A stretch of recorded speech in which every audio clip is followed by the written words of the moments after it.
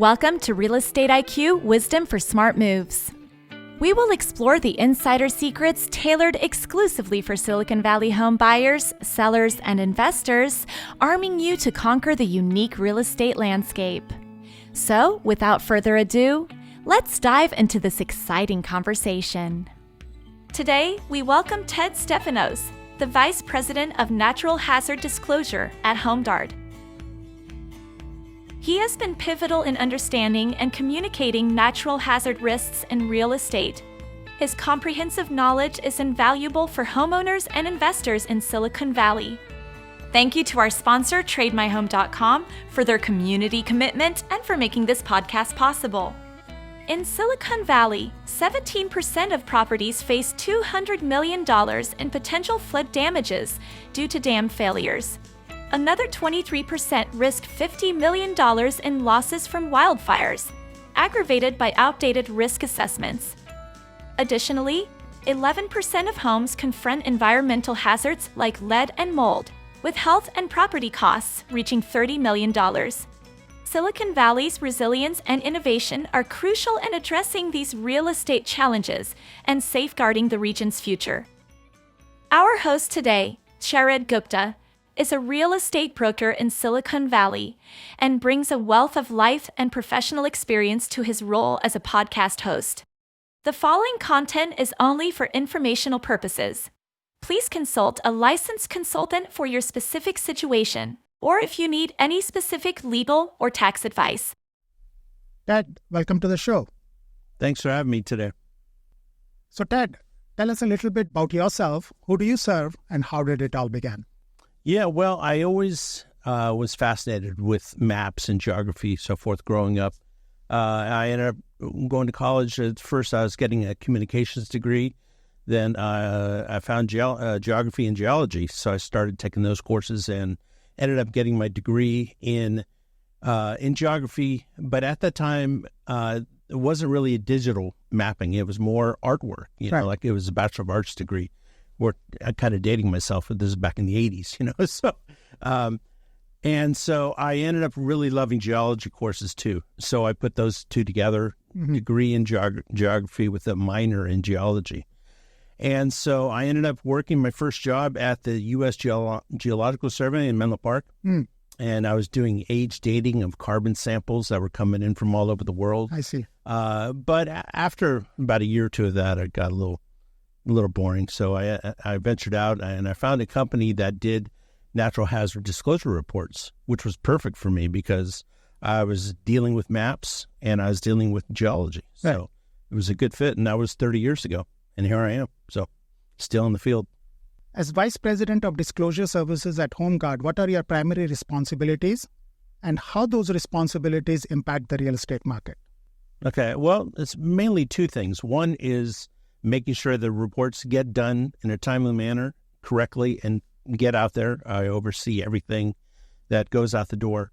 And the other thing is out in the field assisting our sales team, providing education. So we might do a short, what we call a hot topic update, which might take 5 minutes. So I get in front of realtors at an office meeting and give them updates on new laws, new maps, things like that they need to be aware of.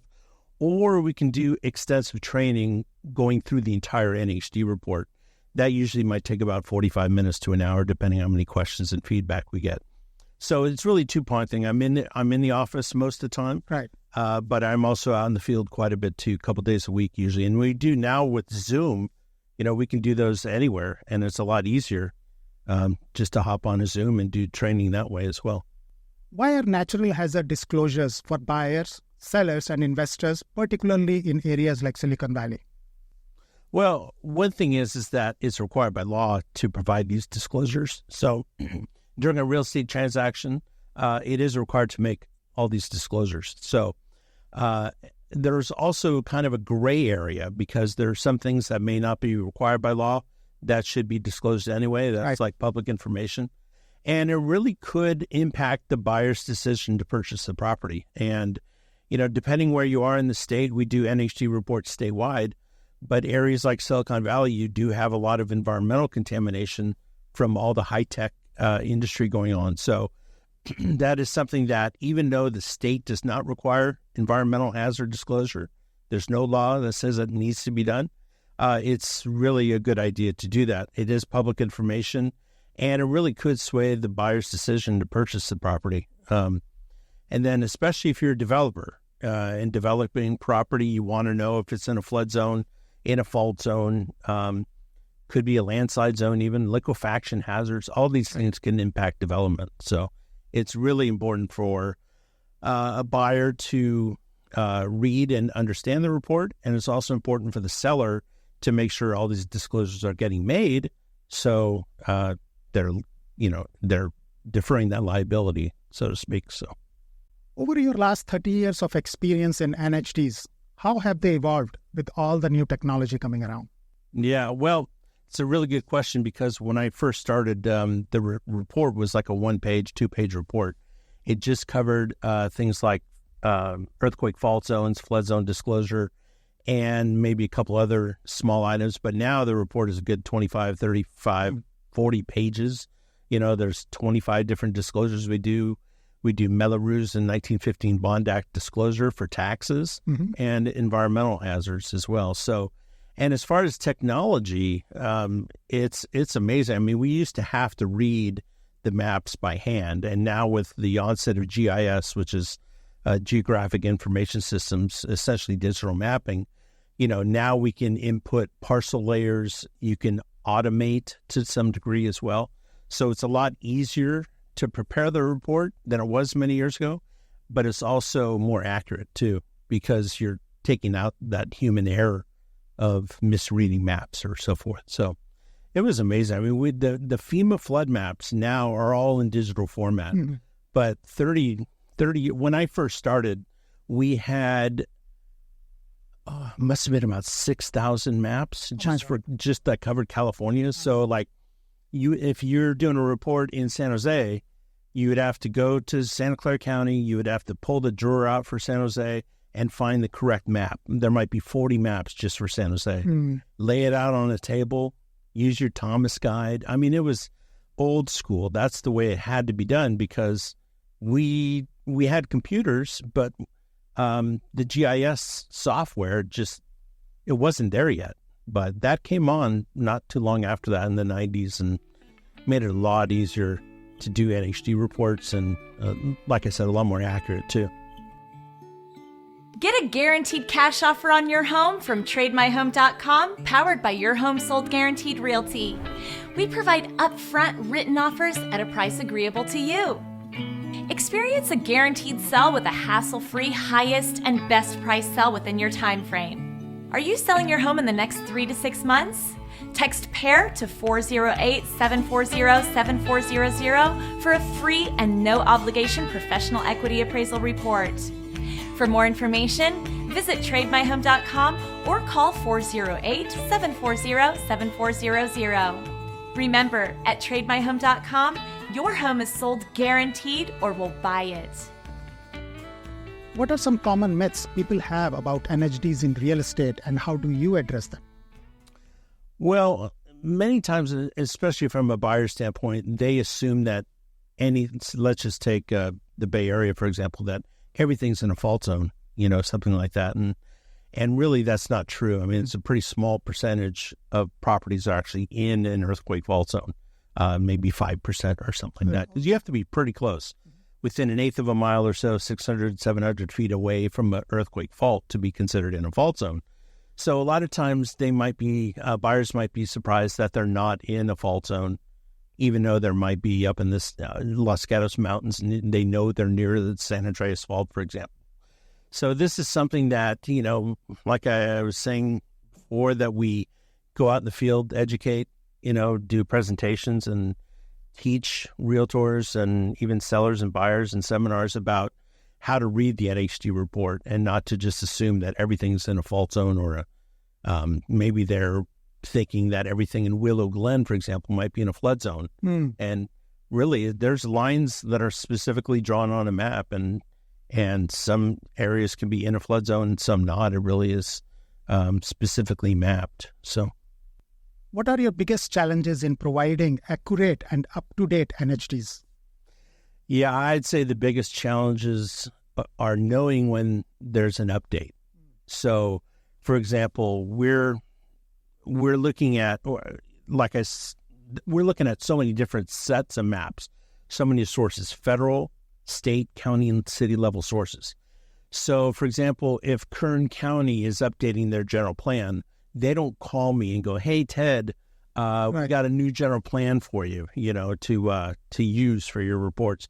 We have to go and research everything. So before the internet, again, I've been doing this for 30 years, and back in the day, we would have to make phone calls, and then they would have to photocopy the general plan or maps and mail them to us, but now with the internet, every city and every county has a website. These government agencies like the California Geological Survey, they have websites as well. For example, the state is updating seismic hazard maps in western Contra Costa County in February of 2024.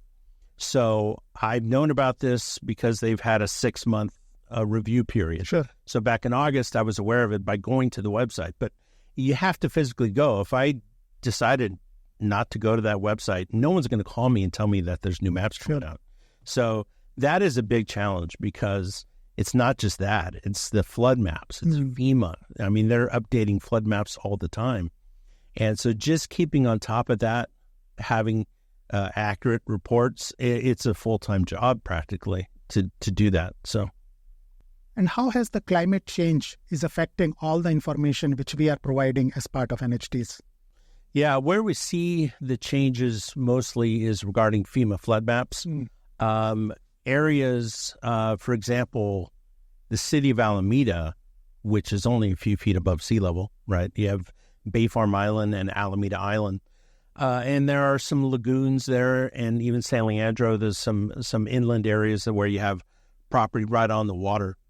And those maps were revised a couple of years ago because of the assumption that there will be sea levels rising in the future. Right. Those areas would or could potentially be inundated if the water rises, if the sea level rises, because, like I said, you're only talking about a couple feet above sea level. So if you do have a couple feet of sea level rise over the next 30, 40, 50 years, those areas, those homes could be in danger of flooding. So therefore, they have to pay flood insurance now because of the fact that they have been remapped and rezoned into a FEMA flood zone because of the potential for sea level rise. So, but that's about the only area we see that is the FEMA flood map. So, how about the recent fires in California impacting NHD disclosures? Yeah, that's a big change going on.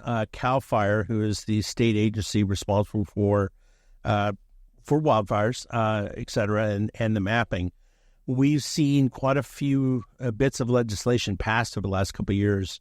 AB 38 is the biggest one. It deals with fire hardening, so kind of protecting your structure in the onset of a wildfire. And really, it's building materials, keeping brush clearance away from the home itself, all kinds of things like that get factored in. But it's also remapping of many of these zones, too. Sure. So the state is actually in the process, when I say the state, CAL FIRE, is in the process of remapping what's called the state responsibility areas. Those are the more rural, unincorporated county areas, like, for example, Boulder Creek, Santa Cruz Mountains, areas like that around the state. And then next year, they're going to be tackling the local responsibility areas. So these are the more incorporated cities that are prone to fire danger. So currently, they only have the very high zones mapped, but they will be adding other zones in as well, like the high and moderate as well. So that could impact, we see a lot more properties being put into a high zone that previously weren't. So again, this is just keeping on top of all the legislation and all the mapping and all the updates. So it's a lot of work to do that. So, what advice would you give to potential home buyers regarding these disclosures? Well, one assumption is that you read the statutory disclosure page. That's the page that has the yes, no check boxes and the signature page. It's required by law to have that page filled out. Many times buyers might just read that page, see everything is checked no, and sign the report and go on to the next thing. You're signing so many things in the transaction process that sometimes the NHD report might get overlooked because there's 25, 30, 40 pages of information in there. You could be in a airport influence area. You could be in a secondary fault zone, landslide zone, liquefaction hazard zone that could affect the desirability of buying that property. So you never know what it is. So I would say read the full report. Read everything that's in the report. For the next episode of Real Estate IQ, featuring Travis Palser, the Vice President of Operations at HomeGuard. That's a good question. We live in a state that has termites, and they're everywhere. With expertise and a keen eye, he has assisted numerous Silicon Valley homeowners and investors. His journey and insights offer valuable lessons in property care and investment. That's why it's important. It's just something you need to do on a frequent, regular basis. Check out our full episode on Tuesdays at 5 o'clock Pacific and 8 o'clock Eastern on YouTube and Apple Podcast. Thank you for listening to the podcast and acknowledging the wisdom of smart moves in real estate in Silicon Valley. Please share this episode with a friend, subscribe, and leave us a review on Apple Podcasts or wherever you listen to podcasts at Real Estate IQ. Thank you to our sponsor, TradeMyHome.com, for their client commitment and for making this podcast possible. If you're considering buying or selling a home, visit TradeMyHome.com. Until next time, remember to stay ahead in the real estate game.